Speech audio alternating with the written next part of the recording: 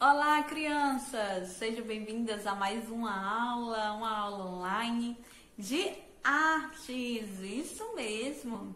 E hoje nós vamos usar o nosso livro de artes. Então, corre aí, pega o seu livro de artes e vamos abri-lo na página 29.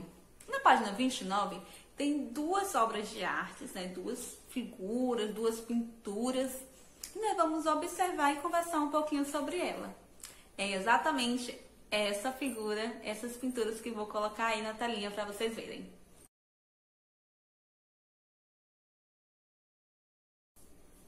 Essas obras de arte que nós acabamos de ver, que tem aí no nosso livro, na página 29, estão representando biscoitos ou bolachas. Tem pessoas que chamam de biscoito, outras que chamam de bolacha. E se nós pararmos para observar, ela tem dois formatos.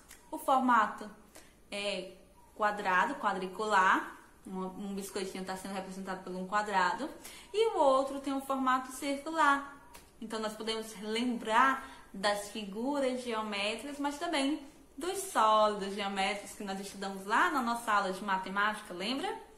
Mas também gostaria de chamar a atenção para a forma que nós chamamos essa mesma coisa que tem aí no nosso livro, mas nós podemos chamar tanto de biscoito como de bolacha. Isso é variação linguística. É quando nós chamamos uma mesma coisa com nomes diferentes, certo? Isso acontece muito no país, em todo o Brasil, e ainda mais se nós formos para lugares diferentes. Por exemplo, o recheado, que é o biscoito recheado que nós comemos, talvez em um outro local, lá em São Paulo, por exemplo, não se chame de recheado, e sim de outro nome. Outro exemplo, o chilito, que nós adoramos comer aqui, em alguns lugares são chamados de salgadinho e não de chilito. Se a gente chegar em outro, vamos ver, em São Paulo, por exemplo, pedindo me dá um chilito, a moça talvez nem vá nos atender porque não sabe o que é um chilito. E aí tem a variação linguística por conta disso. Por conta do local que nós moramos e para onde nós estamos indo. Por conta do tempo, o tempo vai se passando e as coisas vão modificando o nome. Por conta das gírias, certo? Da idade e muitas outras coisas que influenciam. Mas vamos lá. A nossa atividade de hoje se encontra lá na página 29 do nosso livro. Eu preciso que vocês observem essas obras de artes que nós já conversamos um pouco sobre e responda no caderno, lembrando, as perguntinhas que tem aí no nosso livro. E depois, lá no seu caderno de artes, o que é que você vai fazer?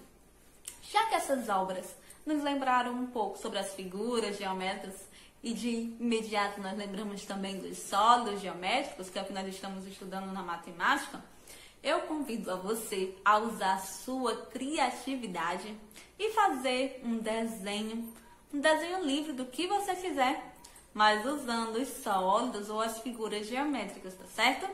Então é essa a nossa atividade de hoje. Livro, página 29, e no caderno de desenho, fazer um belo desenho utilizando os sólidos geométricos ou as formas geométricas, tá certo? Então, beijão, boa atividade, boa criatividade e até a nossa próxima aula.